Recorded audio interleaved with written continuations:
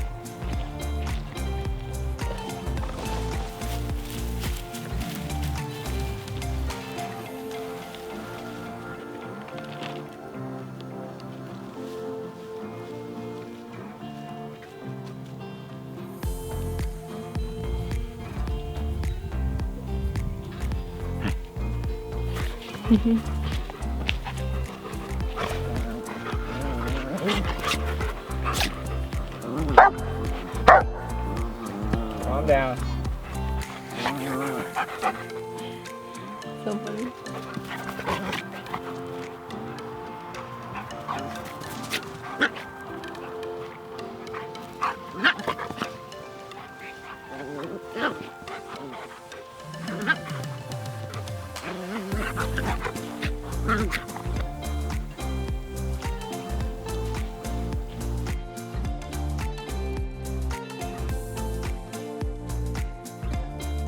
Alright, so we got these all planted in, so a few things to note that I do know of on how to plant trees so far is one, you want to plant them a little higher. You may have seen as I was planting these that I planted them a little higher than the ground level. That's because as the soil compacts, it'll sink in and yada yada. So anyways, plant them a little higher, gives you some space to add the mulch, compost, things like that. As for compost, as you may have noticed, we didn't add it today. We're still a couple weeks behind on the compost we're making being ready to go. So once that's ready to go, I'll come back in and add it on at that point. It's not a big deal having to hold off for a minute. But the main thing is you're probably wondering what exactly we put in here. So for those who haven't seen the video on us shopping for these trees, what we got were 3 avocados that we put in today, which were varieties of Fantastic, Wurtz, and Brogden. That's the Brogden behind me over there. This one was the Wurtz, which would make this the Fantastic right here. So these are different types of avocados that are a little more cold hardy for my area since we're in zone 9.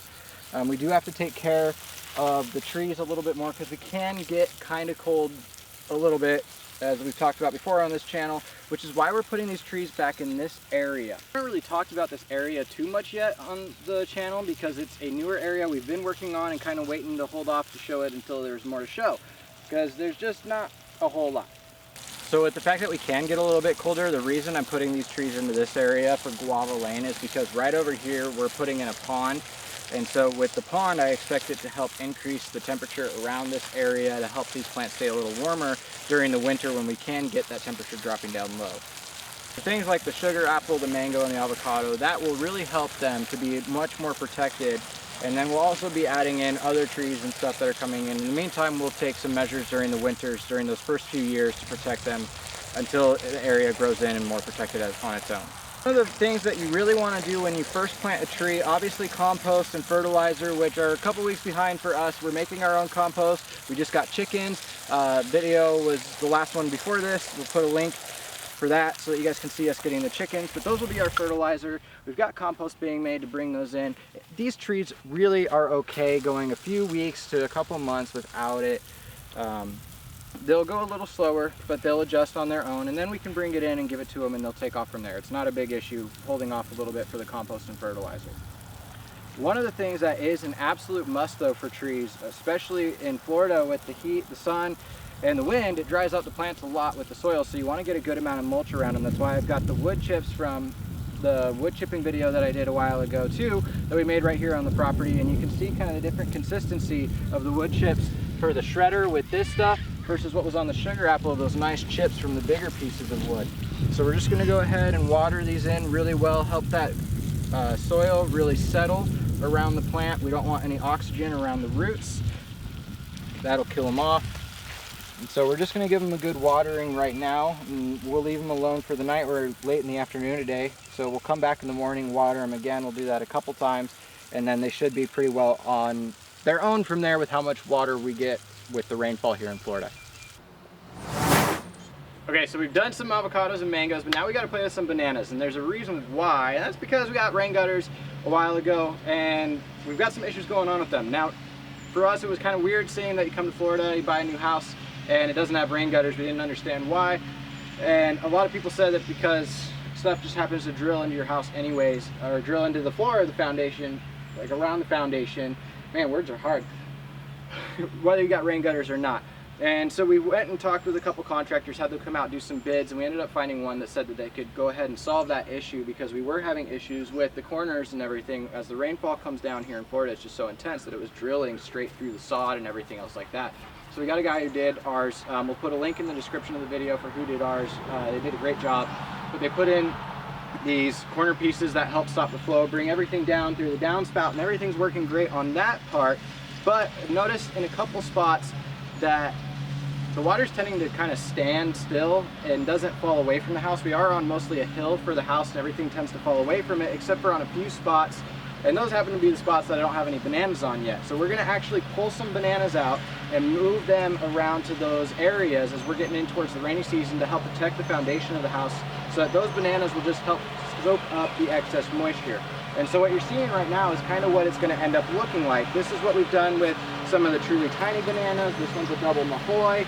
And so we're going to go ahead and jump down back towards that guava lane area where we've been planting, grab some of the other bananas that we've got down there and bring them up towards the house to help protect the foundation. So let's go jump down there real quick. Come on with me. So these ice cream bananas, or the blue Java bananas, are actually one of the first things that I put in when we got this property back in August last year.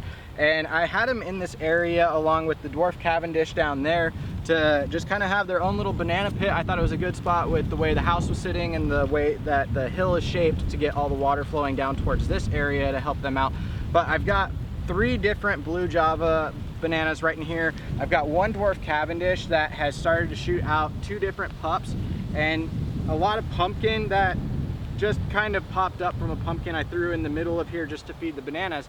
And so these, I have a little bit extra to go ahead and afford to be able to split up rather than having to go buy new banana plants. I figure I'll just split this up. I'll take 2 of these blue Java bananas, put them around those different downspouts that I need them for, and then one of the dwarf Cavendish bananas, same thing.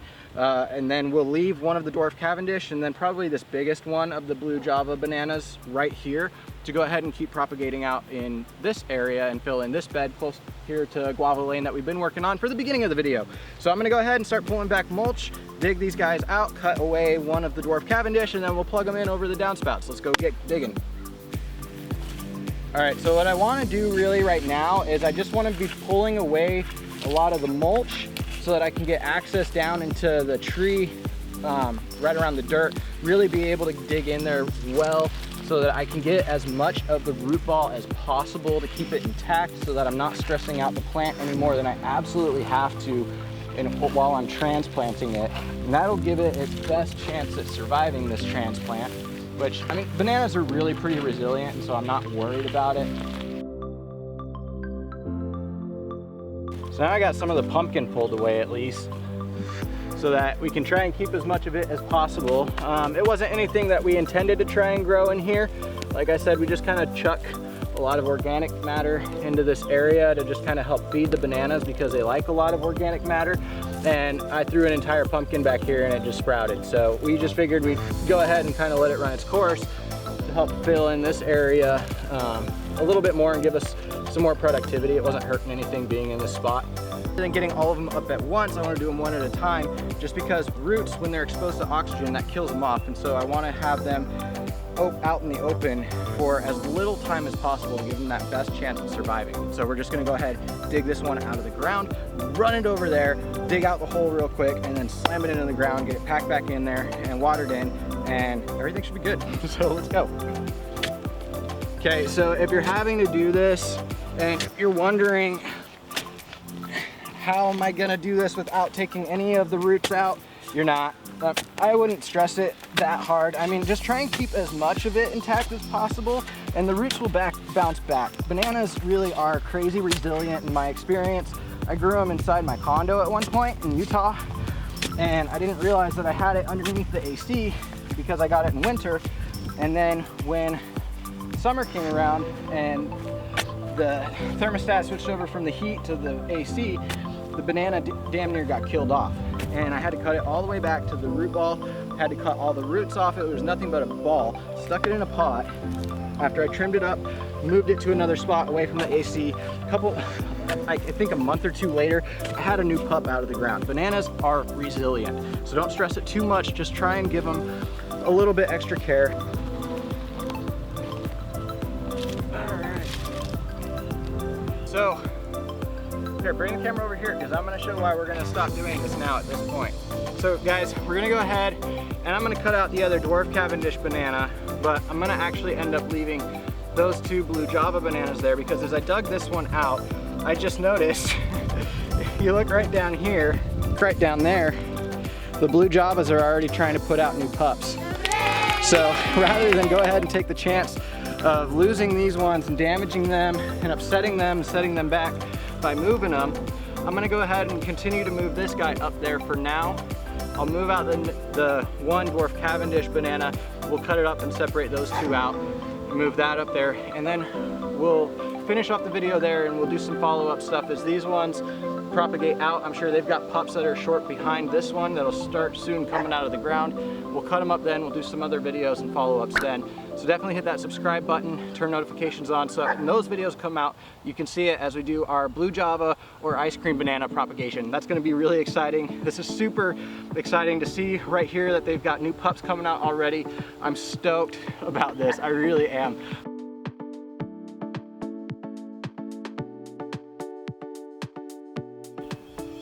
All right, so this is the area where this blue Java banana is gonna go to. In case you guys are wondering why I keep calling them blue Java ice cream banana, they actually go by two different names. They're the same banana.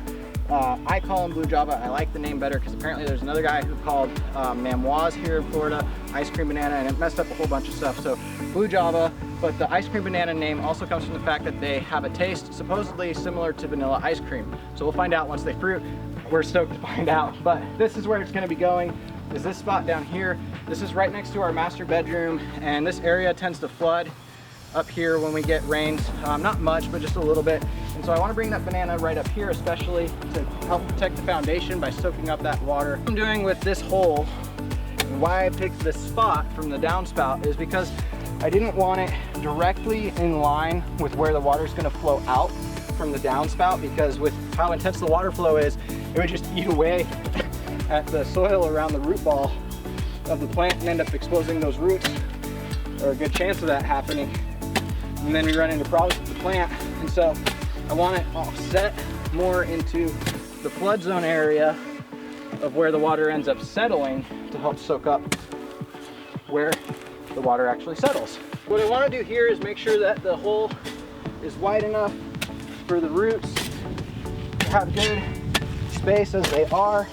And then I also have been digging out quite a bit of the soil in here, making it a little bit more space, because I brought over a bunch of the soil that was in the hole with the banana down to, because of the fact that I've been putting a bunch of organic matter in that one spot. And that's part of why we don't have much compost, is because we went pretty heavy on trying to feed the bananas right off the bat. And so I figure just keep that soil with it, and that'll give it a pretty good chance of surviving compared to putting it in with the native soil alone. There you go, big pup right there coming out.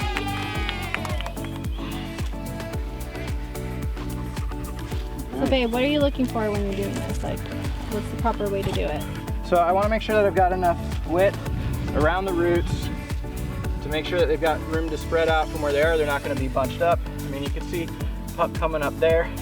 These things are getting very excited. You don't want to bury them too deep. So really, you know, I probably want to bring the soil, bring it no deeper than this. So I've definitely gone too deep at this point, and that's okay, because what I want to do here at this stage is fill in the hole, the bottom portion, with the soil I brought over from the other area. And then if I need more soil, I'll use the native soil so that the banana gets kind of that mix again to start reaching out, rather than trying to cling to the one spot that has the better soil in it. So we'll go ahead and lay this guy down.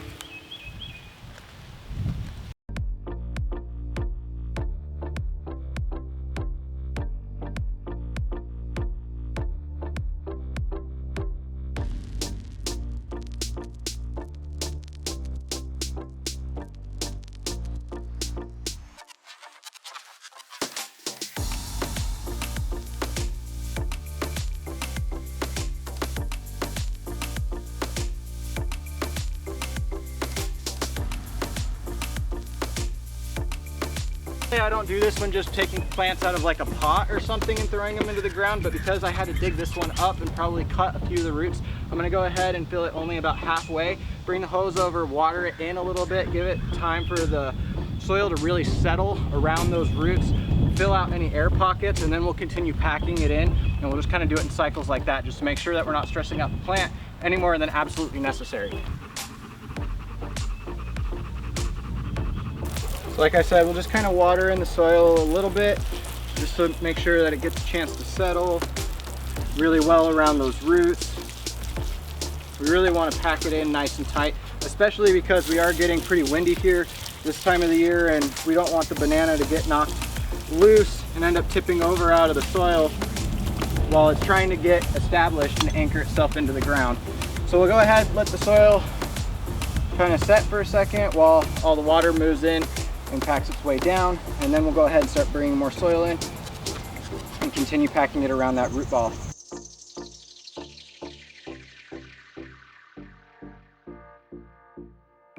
From there, we'll go ahead and just stomp it in really good. That's my purse! I don't know you! You gotta get mad with it. Like that? Like how the dogs are. Nice and tight. Now we're gonna go grab some wood chips, give her some mulch all around her, and from then on, it's just gonna be, guys, calm down so I can talk for a second. From then on, Nico, calmate. From then on, it's just gonna be packing a bunch of coffee grinds and stuff like that right on top of her. We'll throw a bunch of our food scraps from the kitchen right on top. We keep feeding it compost, chicken manure, things like that. Really get this thing very happy. They like a lot of organic matter, you guys. You can't overfeed or overwater bananas. That's why I brought them out to this spot, was because you can't overwater them. So they're a great one to have to soak up the excess water around your foundation if you got it, to help protect the foundation. And it gives them a chance to utilize the water as it's coming from the natural rainfall, rather than you having to water them so much using stuff from the city or other things. So it's a great way to utilize the natural flow of water to save yourself some time, effort, and a little bit of money.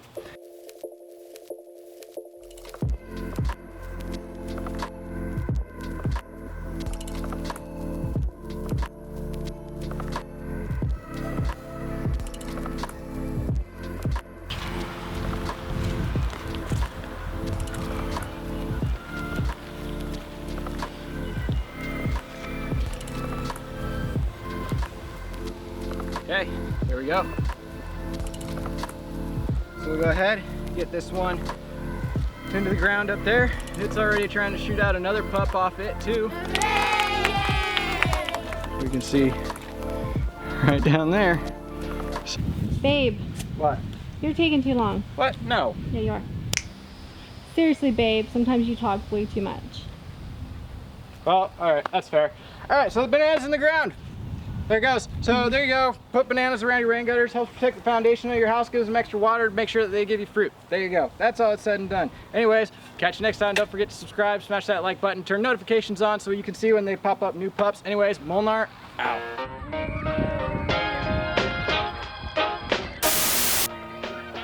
Louder. Go. No, like get it out. Go. Yeah.